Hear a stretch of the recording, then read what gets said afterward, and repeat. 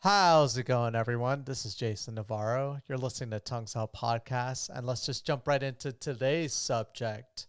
And what I actually want to talk about today is something that generally I don't really talk too much about. Sorry, I'm pulling it up at the moment.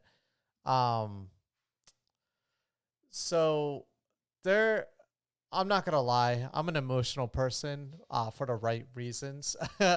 I tend to get emotional about a lot of different things. What traditional people get emotional about, like sad things, some super awesome accomplishments for yourself, for your loved ones, but and like some things that starts to deviate away from like your typical male is like some certain movies, especially like cute movies.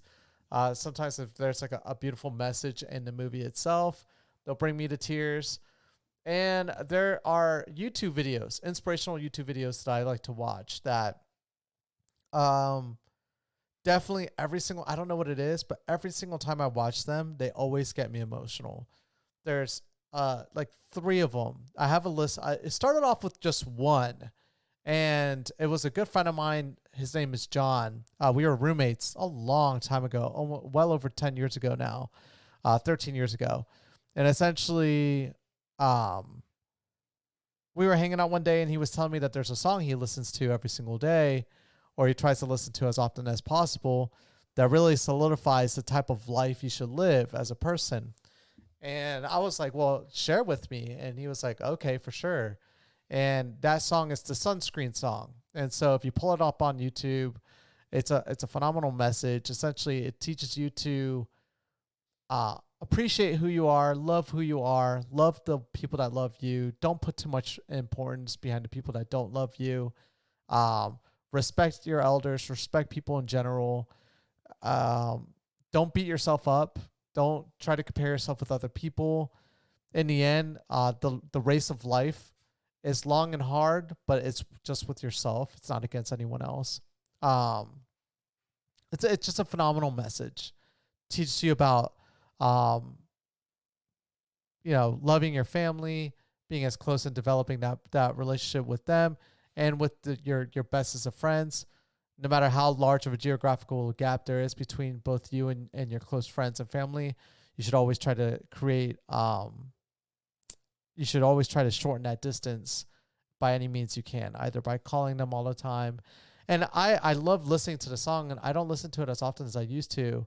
And I definitely don't abide by everything all the time. I'm human, I make mistakes, but I try to, as much as possible, adhere to the meaning of those words. Start off with that one, and then fast forward maybe 3 years ago, I was introduced to a it's I like watched it today and I got emotional. I swear I can watch it every single time and it just brings me to tears. But there's a famous scientist. I'm a nerd. I'm a big nerd. I love science. Astrology is like one of my or astrophysics physics, excuse me. Um it's like in astronomy, it's like one of my favorite subjects. I'm fascinated by space. Space is like one of my since I was a kid, it's been always one of my biggest fascinations. I just to try to grasp the vastness of the universe is just it's no mind can really comprehend it. And we really are just a speckle of a speck out like in the universe. But essentially there's a famous astrophysicist by the name of Carl Sagan. He passed away. He was the original host of the Cosmos, actually, funny enough. If you've ever watched Cosmos and you enjoy it, it's hosted now by Neil deGrasse Tyson. But it was his idea, and he helped spearhead a lot of projects that are pretty important. Actually, one you probably heard on the news recently was the Voyager probes, Voyager 1 and 2. And he helped kind of develop these projects. Essentially, they were probes to be sent out into the solar system to kind of measure and take record of all the known planets in our solar system, try to gather as much information as possible to send back to Earth. And we got a lot of information from them. And one of the things you probably heard recently was that these Voyager probes are already outside of our solar system. They are the only man-made objects. There's three man-made objects that are considered to be outside of our solar system. There's Voyager 1, 2, and um, the Horizon probe. I'm forgetting the name of it right now. But the Horizon one was the one that took like detailed pictures of Pluto and got some detailed photos of a lot of other uh, protoplanets and other objects way out in the solar system. Like it was a modern probe, and um, but Carl Sagan was more than that. He just loved science so much, and his campaign was always to get people to fall in love with science as well. Well, when he sent out the Voyager probes, or like when he helped NASA send out the Voyager probes, these things had this is like 1970s, I think 1980s. The technology in these devices and these probes is not like super high tech at the time, but like for us now it's not, but at the time it was like super high tech. And um very they had to calculate all the resources on that thing, because everything that it needed to do took up resources. It has like a small nuclear reactor in it. This is before we were like not supposed to be sending out things with nuclear reactors on them, but it was very small, nothing that could cause like harm if anything ever happened to it. If like the shuttle had exploded, or something, whatever was transporting it up into space, if that exploded, it wasn't going to be something that was devastating to Florida, but had a small little nuclear reactor that would power this probe, and that reactor could only do so much. It's not like a very powerful reactor, very small. But one of Carl Sagan's biggest things was he asked NASA for a huge favor. While the probe was out traveling through space, he wanted it to occasionally, at certain increments out into space, to turn around, and instead of taking photos ahead of itself and looking at ahead to the other planets that it was about to approach, he wanted the probe to turn around and look and take pictures of the Earth. And the reason why he wanted to do that is because up until then, the only pictures of Earth that we ever had were from the Apollo missions, where essentially the astronauts went to the moon and took pictures of the Earth from the moon. And the moon is very far from the Earth, but nowhere near as far as some other planets. And Carl Sagan wanted to do that to emphasize a point. And the point is what I'm about to read to you. I do not do this any justice. I think Carl Sagan delivers it in the best way possible. And there's recordings of him talking about that. And I'm actually going to link that video in this post as well. I think everyone should watch it. It really brings humility and peace and awe and just many like big emotional words that if you sit there and take heed and understand the words that he's saying, they really hit hard, and they make you really understand just how much we should stop really hurting one another, and really understand that we're just all on a small spaceship that's floating through space, and we need to take care of this planet as much as we need to take care of one another as well, and not take advantage of anything, because we only have one Earth and that's all we have. But essentially, he had the Voyager probes turn around, and as they got really far, like all the way up to Saturn, he was just taking pictures of it until finally all you could see was the Earth being very small, like a tiny speck in the vastness of space. And he called this photo a pale blue dot. And so I'm going to read the excerpt right now for you, because it was just a small little pixel. And I'll link this article as well with the wording. And then I'll also link the video of him narrating this. But essentially, this is me narrating his words. I don't think I'm going to get emotional reading it. It's always more when he reads it himself. But essentially, it goes like this. Look again at that dot. That's here. That's home. That's us. On it, everyone you love, everyone you know, everyone you have ever heard of, every human being who ever was, lived out their lives. The aggregate of our joy and suffering, thousands of confident religions, ideologies, and economic doctrines, every hunter and forager, every hero and coward, every creator and destroyer of civilization, every king and peasant, every young couple in love, every mother and father, hopeful child, inventor and explorer, every teacher of morals, every corrupt politician, every superstar, every supreme leader, every saint and sinner in the history of our species live there on a mote of dust suspended in a sunbeam. The earth is a very small stage in a vast cosmic arena. Think of the rivers of blood spilt by all those generals and emperors, so that in glory and triumph, they could become the momentary masters of a fraction of a dot. Think of the endless cruelties visited by the inhabitants of one corner of this pixel on the scarcely indistinguishable inhabitants of some other corner. How frequent their misunderstandings, how eager they are to kill one another, how fervent their hatreds.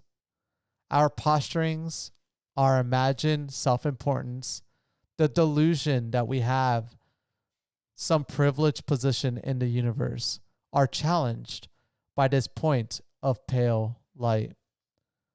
Our planet is a lonely speck in the great enveloping cosmic dark. In our obscurity and all this vastness, there is no hint that help will come from elsewhere to save us from ourselves. The earth is the only world known so far to harbor life. There is nowhere else, at least in the near future, to which our species could migrate. Visit? Yes. Settle? Not yet. Like it or not, for the moment, the earth is where we make our stand. It has been said that astronomy is a humbling and character-building experience. There is perhaps no better demonstration of the volley of human conceits than this distant image of our tiny world. To me, it underscores our responsibility to deal more kindly with one another and to preserve and cherish the pale blue dot, the only home we've ever known. I don't know why that very end almost got me. 1994, that's when he said that. Sadly, Carl Sagan passed away. But he touched so many people's hearts and got so many people that I respect now as scientists and as astronomers. And he touched their lives and got them into the field of science. And I love that so much. And he really has left a huge impact for a lot of people. But those words right there, like when you sit and think about it, every story you have ever read, every fictional story, every single thing you've read in history, every epic moment done by man has happened on this very small planet. And when you look at the scope of the vastness of even our solar system, our planet is so small compared to like the sun. You could fit like a like well over like 10,000 Earths into the sun. You could easily fit like 1,000 Earths into Jupiter, Saturn, Neptune. They're all way more massive than our planet. And then when you think of the scope of just like our galaxy, our Earth is nothing. I mean, there are billions of stars in our galaxy, and there are billions of galaxies out there in the universe. And for us to think that we are somehow so important, it really is. That idea is so challenged by this perspective where you just look and we're so tiny compared to the vastness of the universe. This idea that we think that God is created in our image is insane when you just look at just how massive everything is out there and how insignificant we are. We are like ants to asteroids. I mean, ants to humans are like gods, but beyond humans, there's bigger creature than us. It's like an elephant to an ant. An elephant's like to an ant is something that you'll never be able to traverse in your entire life. It'll take forever. It's such a huge structure. And then the earth to an ant, it must be insane. And so that's what the universe is in scope to us, honestly. Like one ant will never be able to traverse the earth, and many generations of ants won't be able to traverse the entirety of the earth. It's going to be the same thing for us. It'll take us multiple generations of humans traveling through space to even navigate a fraction of our galaxy. And so for us to think that we're somehow so important that, you know, whatever we do has no relative importance is pretty insane. But I love that. And then there's a new one for me.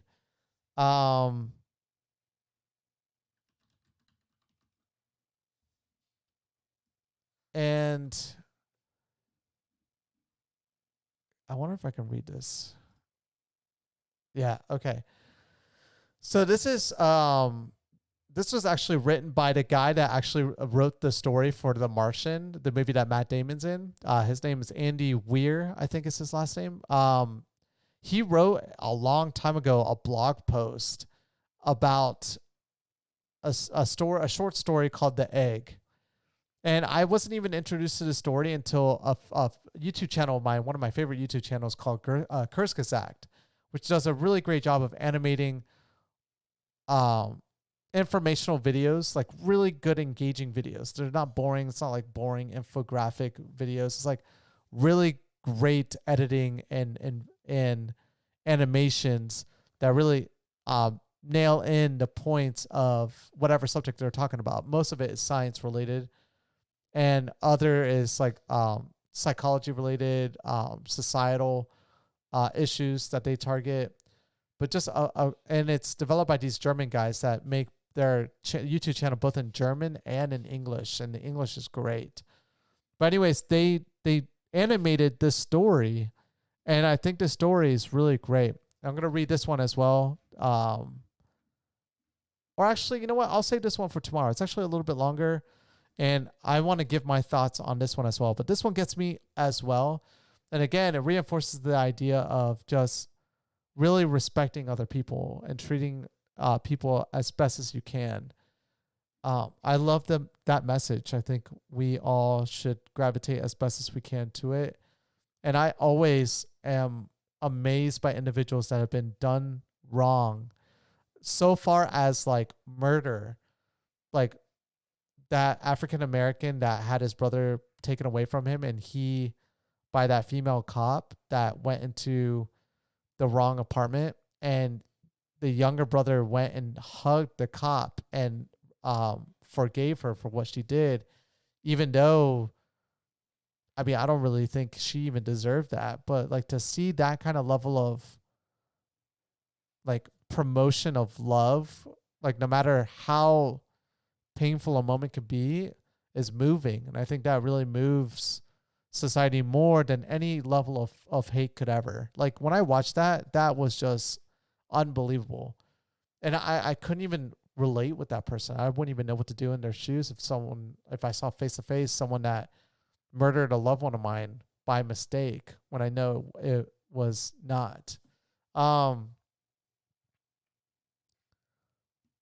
Yeah, my biggest fear is that as time goes on, we lose sight of that quality of caring for one another. I don't think it will happen ever to like a huge extreme, but it's slowly getting dwindled away, and it's starting to become more and more a minority, or that's not even a word, a minority perspective. And so, but yeah, tomorrow we're gonna talk about The Egg by Andy Weir. Because it really deserves its own podcast. A really great story, and it's a lot longer than The Pale Blue Dot as well. So I don't want to make this too long. But yeah, I'll link this. I'll link the history of The Pale Blue Dot and a YouTube video of Carl Sagan narrating it as well. But thank you guys so much for listening to today's podcast. I'm glad I didn't get emotional reading those. And I will catch you guys all mañana. Peace. Love one another. That's very important. I love you guys. And yeah, I'll catch you guys mañana. Peace.